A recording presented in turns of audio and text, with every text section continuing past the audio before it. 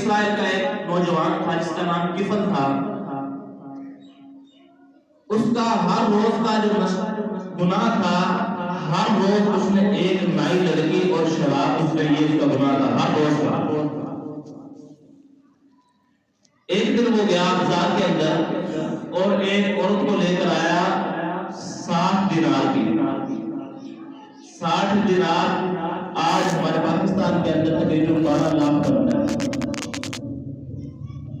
صرف ایک لڑکی ایک رات کے لیے لے کے آیا 60 دینار کی. تو جب وہ لے کر آیا تو دیکھتا کیا ہے کہ وہ رو رہی ہے. کفل نے کہا میں نے تیری مرضی سے تجھے لے کر آیا ہوں، مجھے پیسے دیا ہے میں نے، اب یہاں آ کر وہ رو رہی ہے، یہ کیا معاملہ ہے؟ فرمانے لگی ہے میری مجبوری ہے. اب اللہ نے زکات فرض کی ہے مسلمانوں پر، مسلموں کا جب مال ہو، لیکن اگر کوئی غریب بھی ہے اس کو صدقہ بھی دینا چاہیے. راستے میں جائے کوئی دے تو اس کو دینا چاہیے. اب اگر یہی لوگ اگر نہیں دیں گے تو غریبوں کی جو بیٹیاں ہیں ان کی عزتیں ایسے ہی لوٹیں گے. امیر یہ چاہتے ہیں کہ ہماری جو دنیا یوں جنت بن جائے، جس کی وجہ سے عزتیں کن کی لوٹتی ہیں؟ امیر غریب کی لڑکے کی عزتیں لوٹ رہی ہیں، ختم ہو رہی ہیں، پوری زندگی کا داغ ان کو بدلتا ہے. یہی وجہ ہوتی ہے کہ اللہ رب العزت نے ایسا نہیں کیا کہ ایک بندے کو سب کچھ دے دیا ہو، یعنی مال بھی دیا ہو، اولاد بھی دی ہو، سب کچھ دیا ہو، ایسا کہیں نہیں ہے. اگر اللہ رب العزت نے کسی کو مال دیا ہے، سب سے زیادہ مال دیا ہے، تو اس کے پاس اولاد نہیں ہے. اگر اولاد ہے سکون زندگی کے اندر نہیں ہے. اولاد ہے مال نہیں ہے، یعنی اللہ رب العزت نے نام کو برابر رکھا ہے. اگر مال دیا ہے اس پر یہ فرض کیا ہے بات کہ غریبوں کا بھی خیال رکھنا ہے، جو میرے ساتھ پڑوسی رہتے ہیں ان کا بھی خیال رکھنا ہے. اب یہ پیپل بہت پریشان ہوا. اس نے کہا کہ تو ایسا کر، جو میں نے تجھے پیسے دیے یہ لے جا اور میرے لیے بھی دعا کرنا کہ میں سیدھے راستے پر آ جاؤں. ہوا یہ کہ وہ گھر پہ پہنچی تھی، پیپل کا انتقال ہو گیا. انتقال ہوا. اب اس نے یہ نیت ہی کی تھی کہ میں بھی اللہ رب العزت سے توبہ کروں گا، یعنی اللہ سے معافی مانگوں گا کہ سیدھے راستے پر آ جاؤں، اللہ مجھے سیدھے راستے کی توفیق دے دے. اس نے بھی یہ نیت ہی کی تھی. تو جس طرح اس کے گناہ تھے لوگ اس کو پتھر مار مار کر اسی گھر کے اندر دفنا دیتے تھے. لیکن ہوا یہ کہ جب صبح ہوئی تو اس کے دروازے پر لکھا ہوا تھا کہ میں نے کفر کو معاف کر دیا. پہلے ہوا یہی کرتا تھا کہ جب بندہ گناہ کرتا تھا، ابھی وہ گھر میں نہیں پہنچتا تھا یا گھر میں بھی گناہ کرتا تھا تو اس کے دروازے پر لکھا ہوتا تھا اس نے یہ گناہ کیا ہے. لیکن آج ہمارے یہ گناہ ہم بہت کچھ کرتے ہیں. یہ اللہ کا فضل ہے کہ ہمارے پر پڑتا ہے. کس کی وجہ سے؟ ہمارے نبی کی وجہ سے، حضور صلی اللہ علیہ وسلم کی امت میں ہونے کی وجہ سے. یہی وجہ تھی کہ حضرت اسماعیل علیہ السلام نے اللہ تعالیٰ کی کہ اللہ وہ نبی میری امت میں بھیج دے، نہیں تو مجھے ان کی امت میں بھیج دے، امتی بنا کر. اللہ نے ان کی دعا قبول فرمائی. تو یہی وجہ ہے اب کفر کی معافی ہو گئی تو اللہ معافی مانگتا ہوں. بندے کہتے ہیں کہ ہمیں رونا ہی نہیں آتا تو پھر کس طرح معافی مانگے؟ فرمایا کہ حدیث پاک میں مفہوم ہے کہ بندہ ہائے تو کر سکتا ہے نا، ہائے اللہ نے بہت گناہ کیے مجھے معاف کر دے، اللہ رب العزت معاف فرما دیتے. تو میں آپ کے سامنے والدین کی عظمت بیان کر رہا ہوں کہ اللہ رب العزت نے یہ وہ نعمتیں دی ہیں والدین کہ جنہوں نے بچوں کی اصلاح کرنی ہوتی ہے.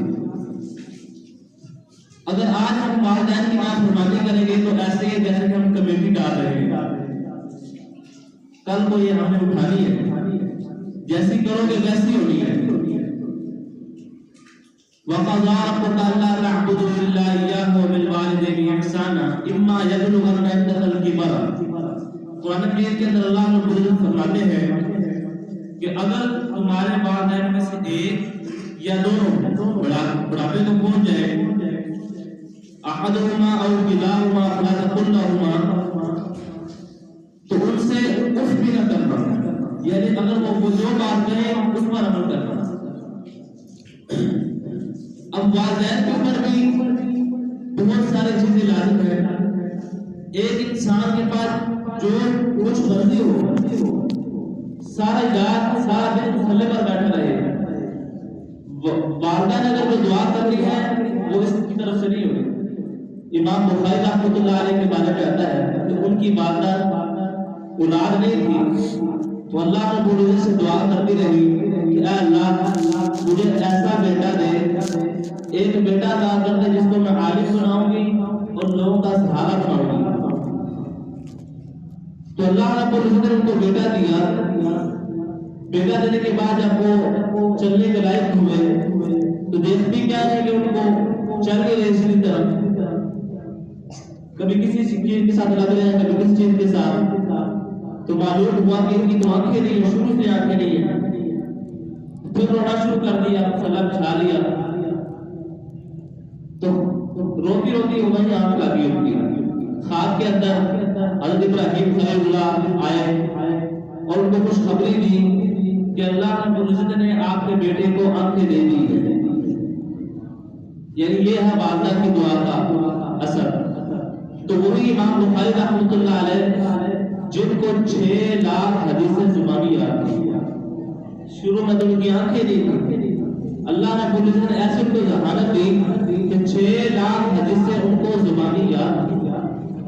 آج ہمیں 3 حدیثیں بھی یاد نہیں ہوتی, ایک بھی نہیں ہوتی. جس بات کا مفہوم ہے جس بندے نے 40 حدیثیں زبانی یاد کی اللہ رب العزت اس کو بغیر حساب کتاب کے دینے کو داخل فرمایا, چاہے کہ وہ چھوٹی چھوٹی کیوں نہ ہو. تو ان کو 6 لاکھ حدیثیں یاد کی. اب یہ والدین کے اوپر ہے کہ اپنے اولاد کی اچھی تربیت کریں. اگر آج ہم اچھی تربیت کریں گے تو کل کو یہی ہمارے لیے بخشش کا ذریعہ بنے گا.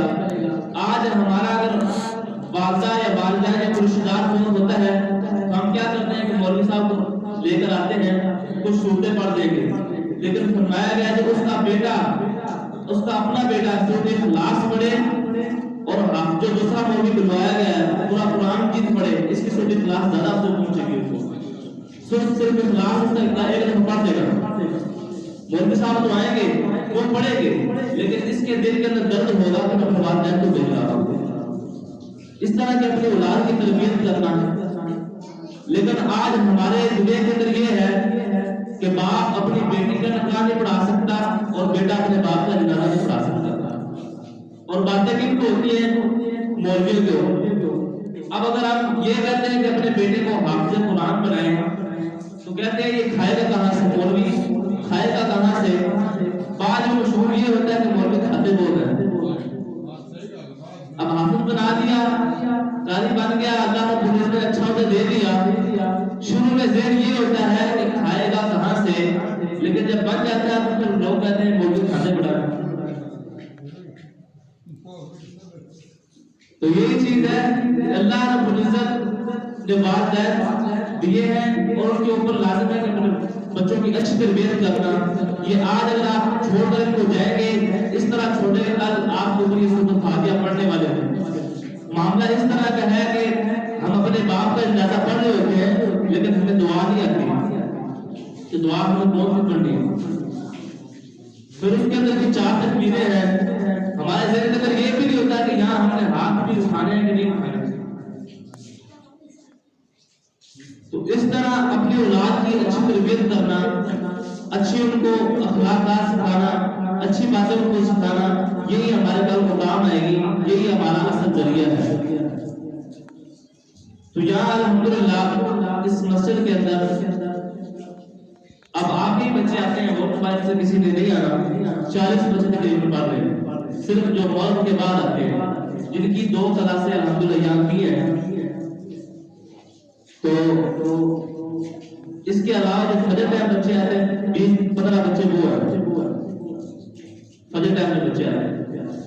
تو آپ بھی کوشش کیا کریں, یہ آپ کے محلے کے اندر یہ مسجد ہے تو یہاں یہ آپ اگر سکول کے اندر فیس وہ کہہ دیں کہ 7,000 دینی ہے 10,000 دینی ہے ہم وقت پر دیں گے, لیکن مسجد کے اندر فری جہاں پڑھا جائے وہاں نہیں دینی ہے. جہاں ہمیں آخرت میں بھی فائدہ ہونا ہے، دنیا میں بھی فائدہ ہے اور آخرت میں بھی فائدہ ہے، اس کے اندر اللہ نے عزت رکھی ہے۔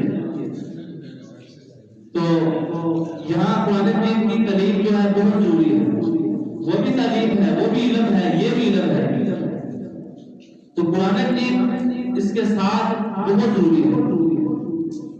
کل ہم دیکھنا تو پڑھ سکتے زبانی ضرور نہیں ہے، حفظ کرنا فرض واجب نہیں ہے، لیکن اس کو دیکھنا تو پڑھنا آنا چاہیے نا۔ یہ ہماری کتاب ہے، ہمارے پہلے نبی حضرت محمد رسول اللہ صلی اللہ علیہ وسلم پر اتری ہے، اس کو ایک دفعہ ہمیں پڑھنا چاہیے، دیکھ کر تو ہمیں آنا چاہیے۔ تو اس کی آپ بھی کوشش کریں اور اپنے بچوں کو بھی اس پر بھی آپ دھیان دیں۔ اللہ رب العزت دعا ہے تو اس کا کتاب